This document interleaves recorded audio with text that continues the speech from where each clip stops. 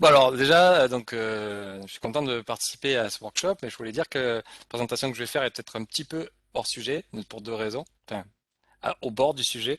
Premièrement, il n'y a pas de base scientifique très solide dans ce que je vais présenter. C'était le résultat d'un stage qui a été fait par Loïc Lachiver lorsqu'il était en licence 1 ou 2, je sais plus, encadré par Gaël Guenbo et moi-même.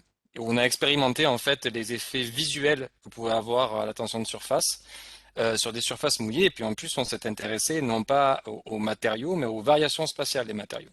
Donc c'est des choses qu'on pouvait voir directement à l'œil nu, comme par exemple dans cette photographie. On peut voir des effets d'attention de surface. J'espère que vous voyez ma souris, le pointeur de ma souris, sur le bord Oui, on le voit très bien. cette black flaque boueuse, et puis d'autres effets de variation, par exemple, de la rugosité lorsqu'on passe d'une partie mouillée à une partie plutôt humide. Et donc, c'était un peu un prétexte pour moi de venir écouter tout ce que vous aviez à dire, parce que ça m'intéressait aussi, et donc j'espère que ça vous intéressait aussi un petit peu. Mais voilà, je vous préviens, c'est plus léger comme présentation. Bon, sérieux. Dans le contexte dans lequel on s'était placé pour ce stage, c'était de s'intégrer dans ce qui se fait aujourd'hui dans les jeux vidéo et les effets spéciaux, où en fait un matériau et non seulement ses aspects optiques, mais aussi ses variations spatiales qui sont représentées par différentes textures qu'on applique sur les objets, dans différentes cartes.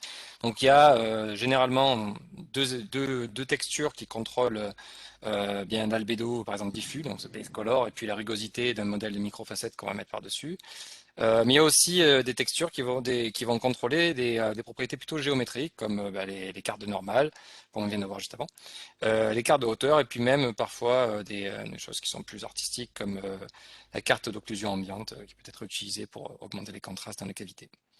Et lorsqu'on combine tous ces éléments, toutes ces textures, tous ces éléments, on peut obtenir des rendus, des résultats assez bluffants. Donc ici, c'est un résultat qui est fait dans le logiciel Substance Designer. Et dans ce logiciel, il y a un nœud water level. Il donne des résultats visuels de prime abord assez convaincants. Alors ce que fait vraiment véritablement alors, pourquoi je dis un nœud? Parce que l'interface du logiciel est nodale, c'est-à-dire que chaque opération représente un nœud qui s'applique sur des images, sur des textures ici. Et ce nœud, ce qu'il fait, c'est qu'il prend toutes les textures que je vous ai présentées juste précédemment, là, donc c'est chacun de ces traits, il vient les prendre en trait, il applique des modifications dessus, de sorte que lorsqu'on fait un rendu avec ces textures modifiées, eh ben, on obtient une impression, même parfois on pourrait dire une illusion, parce que c'est pas forcément complètement basé physique, d'une surface mouillée avec différentes parties. Donc voilà un exemple de l'outil Water Level appliqué sur une texture de brique. Donc généralement, ça vaut le coup de zoomer pas mal pour voir les effets. Lorsqu'on rajoute donc la couche d'eau qu'on fait augmenter, tout ce qu'on change ici, c'est uniquement les propriétés dans ces textures-là qui viennent ensuite appeler des BRDF relativement classiques. Donc, pour ceux qui connaissent les modèles de microfacettes, basés plutôt GGX dans ces pipelines. Mais comme on peut le voir, c'est quand même pas complètement. Donc, c'est bien de loin, mais lorsqu'on se rapproche, c'est pas complètement satisfaisant. Il manque certains effets dont je vais parler. Et je voulais revenir d'abord sur bon, des choses que vous avez déjà parlé. Je vais le présenter de manière un peu plus visuelle.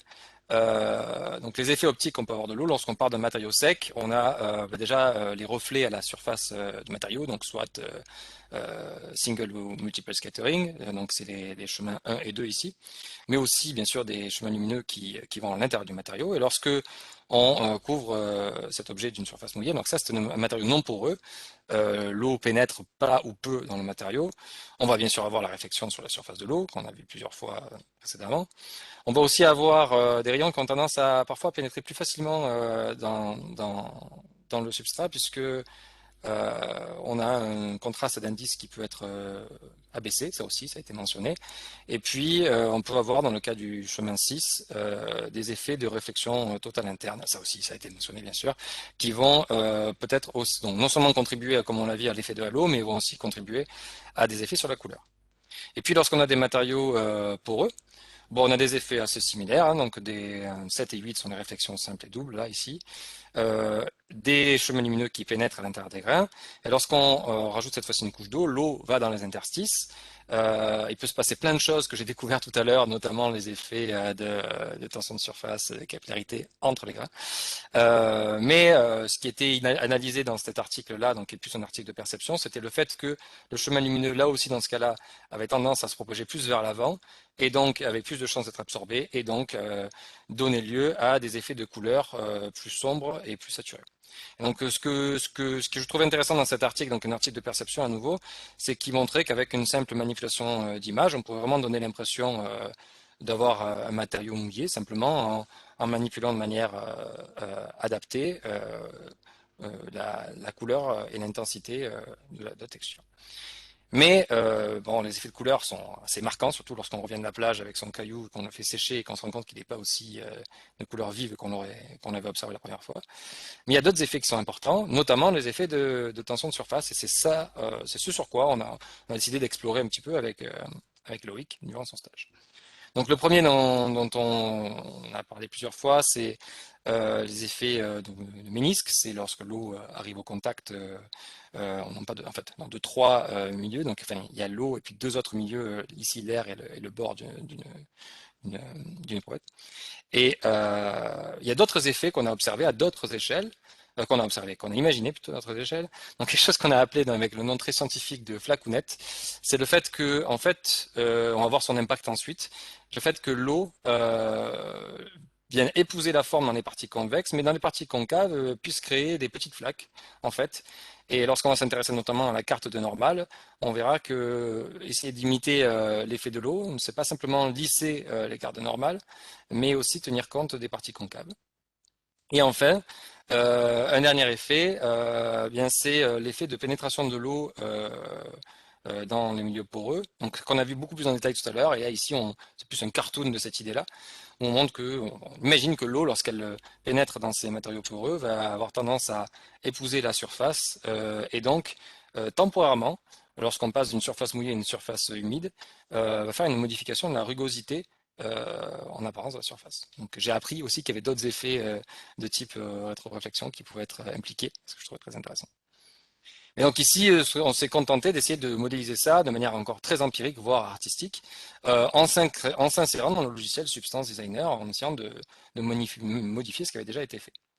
Alors on peut voir sur des photos, bien sûr, à l'œil nu, ces effets de tension de surface, notamment au bord. Donc là, on voit des effets de type ménisque. Mais on peut les voir aussi dans les effets que je vous disais tout à l'heure, variation de rugosité. On voit que ici, la surface est plus brillante et puis elle est de moins en moins brillante lorsqu'on passe à quelque chose d'humide. Et donc, comment on a reproduit ça de manière purement empirique? Eh bien, on a représenté, d'ailleurs c'est dans le titre de workshop, c'est assez rigolo, on a représenté une surface mouillée en 4 zones, en fait, dans la zone qui est sèche, qui est en dehors, bien sûr, ici, puis 3 autres zones où l'eau est présente, la partie immergée, où l'eau est complètement au-dessus de la surface, la partie mouillée, où l'eau a tendance à suivre plus ou moins la forme de la surface, et puis la partie humide, où l'eau a pénétré dans la surface. Et c'est une bonne façon, d'ailleurs, au niveau artistique, de venir contrôler ces différentes zones, pour pouvoir contrôler l'effet visuel. Donc les effets dont j'ai parlé précédemment, ils se retrouvent bien les ménisques à l'interface entre la partie immergée et la partie mouillée, ce qu'on appelait les flacounettes, donc les petites flaques dans la partie mouillée, et puis les variations de rugosité se trouvent à la transition entre la partie mouillée et la partie humide. Et donc, ce qu'on a fait dans le logiciel, c'est qu'on est parti de la carte de hauteur, donc une de ces cartes standards qu'on a dans les matériaux. On a identifié les zones en utilisant une méthode relativement simple là, qui regarde la hauteur du niveau de l'eau. Alors c'est pour ça que le nœud originellement s'appelait water level, c'est le niveau de l'eau, auquel on a rajouté quelques contrôles un peu plus précis. Et ce qu'on voit ici, donc, c'est en rouge, jaune et bleu les différentes parties, et en noir où il y a l'eau, et puis en noir la partie sèche. Et toute l'idée de la technique qu'on a développée pendant ce court stage, c'est de s'appuyer sur cette carte de zone pour essayer de manipuler les différentes cartes de couleurs normales et rugosité pour communiquer un effet d'eau plus convaincant visuellement. Donc commencer par bien sûr le premier élément, c'est la manipulation de la couleur. Donc ici à gauche vous avez la carte de couleur pour le matériau sec et à droite la carte de couleur pour le matériau mouillé où on a bien sûr atténué l'intensité et augmenté la saturation. Mais si on regarde cette zone ici qui dans la carte restait sèche, lorsque j'alterne entre les deux, on se rend compte qu'elle ne change pas de couleur. Donc pas grand chose ici de très original, mais c'est indispensable tout de même pour reproduire l'effet mouillé. Ce qui est plus intéressant, c'est la carte de rugosité. Donc sur la carte de rugosité, on s'est simplement contenté sur les parties immergées, donc en rouge, de mettre la rugosité à 0, puisque a priori c'est une surface lisse, une supposition qu'on peut faire dans beaucoup de cas. Les parties qui sont mouillées ont une rugosité qui est elle aussi modifiée, abaissée. Et puis, le plus important, c'est les zones de transition entre les parties humides et les parties sèches qui ont des variations de rugosité aussi euh, pour, euh, pour essayer d'imiter l'effet de la tension de surface à échelle microscopique.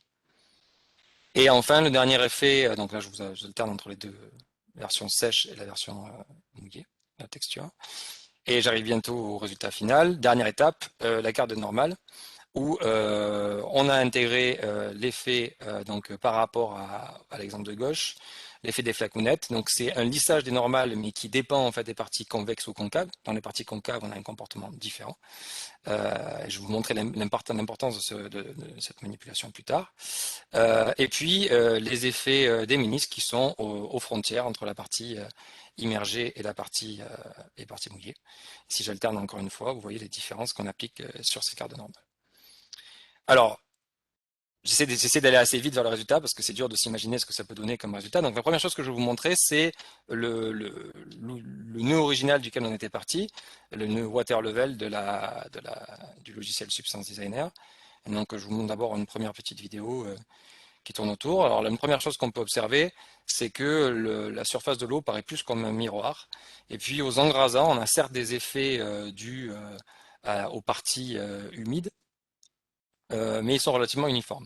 On verra après que ce sera différent dans notre cas. Donc un effet convaincant à distance, mais lorsqu'on est proche, on peut voir des petits défauts visuels. Et là, c'est notre version à nous, donc on peut déjà voir sur une première image fixe que les effets mouillés sont plus convaincants. C'est essentiellement dû à la manipulation des cartes de normale dans ces parties mouillées, ce qu'on appelait les flacounettes. Mais ce qui est encore plus intéressant, c'est donc l'apparence visuelle qu'on peut obtenir dû aux effets des ménisques. Les reflets bougent d'une manière particulière. Ah, pardon, je me suis trompé sur le bouton et je voulais faire une pause pour montrer les effets de rugosité aux engrasants. Voilà, peut-être un peu plus loin. Voilà. Et on voit que la variation de la rugosité est assez importante pour communiquer ces effets de parties mouillées qui deviennent petit à petit des parties simplement humides. Donc là, c'est pas encore sec, ici dans cette brique. Visuellement, c'est un aspect vraiment, véritablement important. Voilà.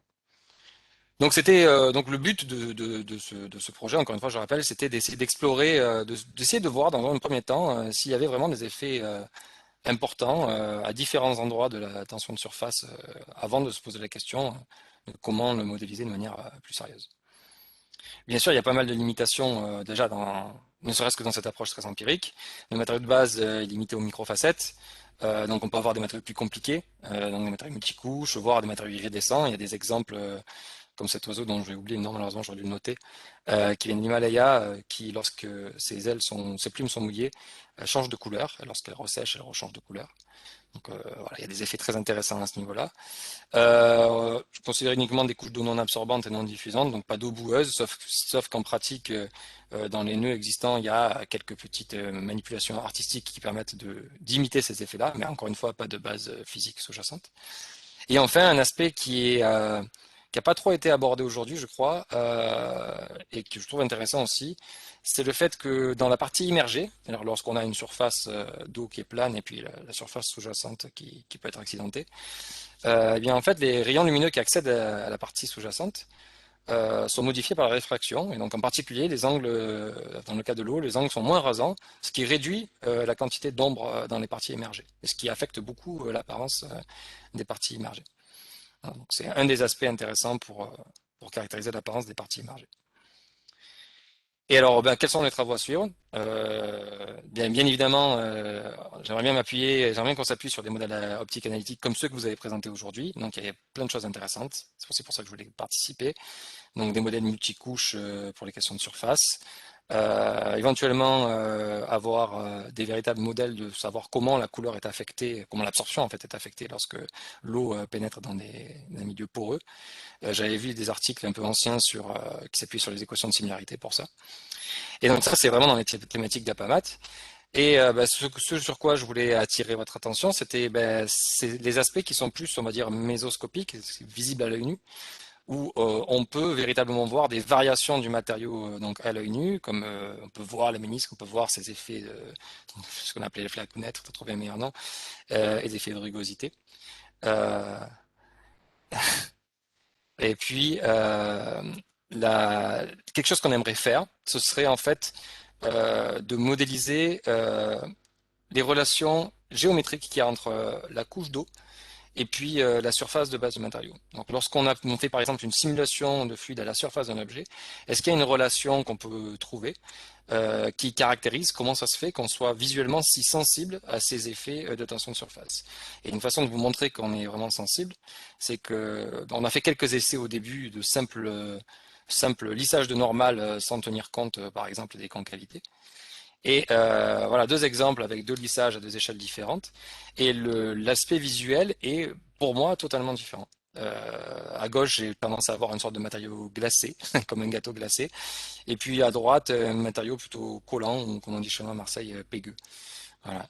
Et ce qui montre l'importance visuelle aussi des aspects qui sont pas uniquement purement optiques, mais aussi des variations géométriques dues aux surfaces mouillées. Voilà, je vous remercie de votre attention. Merci beaucoup Pascal pour cette présentation, puis cette nouvelle terminologie de flacounette. Ah, ça t'a plu? Alors, je ne sais pas s'il y a des questions. Un De mini toute façon, commentaire.